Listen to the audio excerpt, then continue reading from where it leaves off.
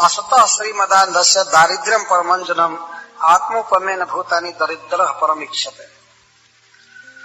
तो जो श्रीमद से अंधा हो गया है उसकी आंखों में ज्योति डालने के लिए सबसे अच्छा अंजन क्या है? दरिद्रता। नारद जी चुन रहे हैं सबसे बेस्ट मेडिसिन। और श्रीमद से अंधा हुआ है तो धनहीनता से आंख खुल जाएगी, सारा धन उसका छीन लिया जाए, दरिद्र बना दिया जाएगा, तब विवेक हो जाएगा। तब वो देख सकता है कि गरीब लोग कैसे जीवित रहते हैं, तब वो संभाल करके चलने लगेगा। तो कहते हैं असतः श्रीमदान्धस्य दारिद्र्यम परम अंजनम। जिसकी आदतें बिगड़ गई है संसार में धन के कारण, अंधा हो गया है, तो दरिद्रता उसके लिए अंजन है। तो दरिद्र होने पर तब अपने समान दूसरों को देख सकता है कि दूसरा व्यक्ति भी कितना कष्ट से जीवित होता है। किसी जीव को मारा जाता है तो उसको कितना कष्ट होता है। जब आदमी गरीब होता है तब उसके समझ में बात आ जाती है। जब हमारे पैर में कांटा चुभता है तो फिर हम नहीं चाहते हैं कि हमको फिर कांटा चुभे।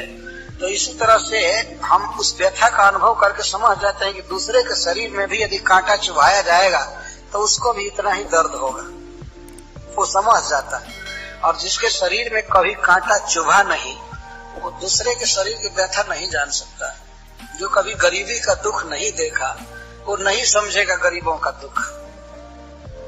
श्रीमद से अंधा हो जाता है।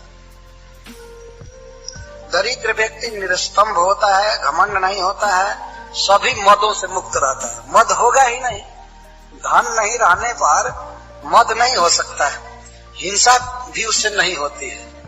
पैसा है ही नहीं तो कसाई खाना कैसे चलाएगा?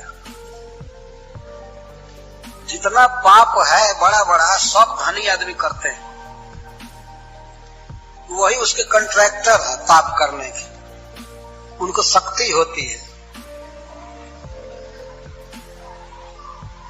तो हिंसा भी उनकी चली जाती है और शरीर क्षीण हो जाता है दरिद्र का।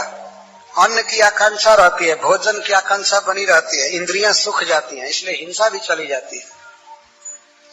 और दूसरा नारद जी कह रहे हैं कि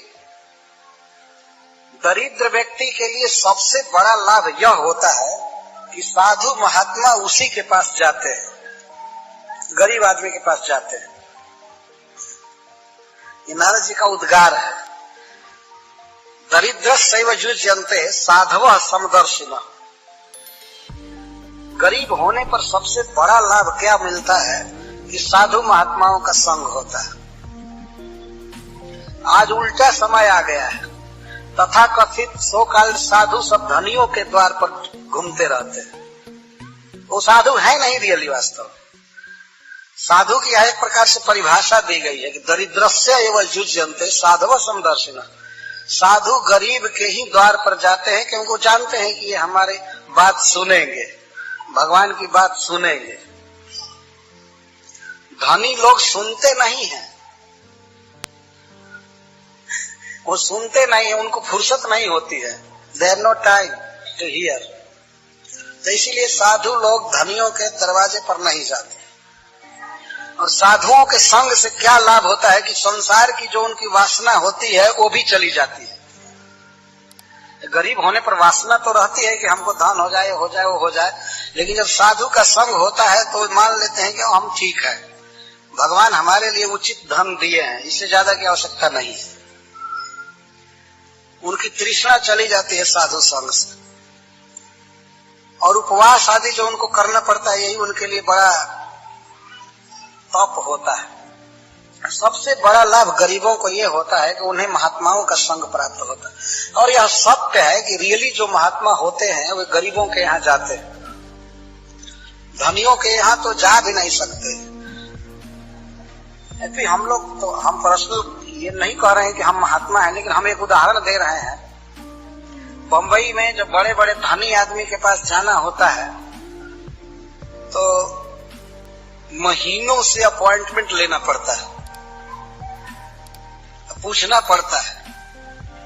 तो उधर से फोन आता है, नहीं हम दूसरे वीक में खाली है। कोई शिष्य बात करता है फोन पर तो बताते हैं कि नहीं हम इस महीने में खाली नहीं, इसमें खाली नहीं है, उसमें खाली नहीं है। और किसी गरीब से आप बात कीजिए कि हमारे गुरु जी आपके यहाँ आना चाहते हो, तो वो बेचारा सौभाग्य मानता है, हमारे यहाँ आ रहे हैं, हमारे यहाँ आ रहे हैं, हमारा अहो भाग्य होगा हमारे यहाँ आ जाए तो तत्काल रिस्पॉन्स मिलता है और अपने पोजीशन के अनुसार वह बेटर स्वागत करता है।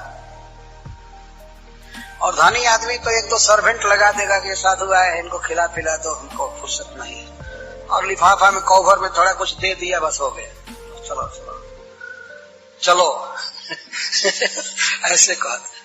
उनको फुर्सत नहीं है भागवत सुनने की। ये देखा जाता है, क्योंकि धन के कारण इंद्रियों का प्रवाह विषय की ओर रखता था। तो जिसके इंद्रियों की धारा विषय की ओर है, उसकी धारा भगवान में कैसे लग सकती है? धन इसमें कारण होता है। इसलिए नारद जी कहते हैं कि सबसे बड़ी औषधि है दरिद्रता। और एक कवि ने तो यहाँ तक कहा गया है कि दरिद्रता और लक्ष्मी दोनों में दरिद्रता जो है वो अच्छे जगह पर रहती है। विद्वत सद्म निवासिनी, ये विद्वानों के घर में रहती है दरिद्रता।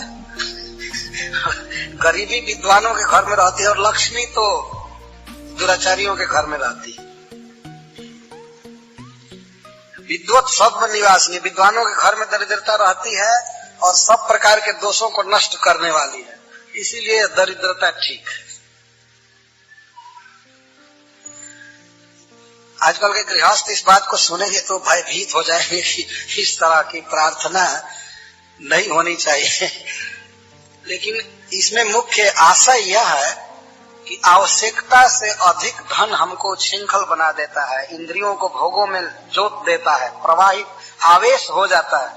उतना धन नहीं चाहिए, या धन हो भी तो उसे धर्म में लगाया जाए, भोगने में न लगाया जाए, नहीं तो इंद्रियों को विषयों की तरफ मोड़ देंगी। इसीलिए धनियों के लिए बताया गया, वास्तव में धनियों के पास जो धन है वो गरीबों का धन है, और जगह न रह करके वो एक जगह इकट्ठा हो जाता है। तो उसे करना क्या चाहिए कि उसे पुनः गरीबों को लौटाना चाहिए, ये कर्तव्य होता है। भाई जी हनुमान प्रसाद पोद्दार कहा करते थे इस बात को कि धनियों के पास जो धन है वो सबके पास का थोड़ा थोड़ा आकर इकट्ठा हो गया है, तो उसको दान द्वारा फिर बिखेर देना चाहिए, फिर गरीबों के पास पहुंचा देना चाहिए, भोजन के रूप में, कपड़ा के रूप में, दवा के रूप में, भगवत प्रसाद के रूप में, फिर लौटा देना चाहिए। लौटाते रहना चाहिए। धन आएगा, अपने अपने कर्म से धन आता है, धन को आना ही है, लेकिन उसको लौटा देना चाहिए उचित काम में।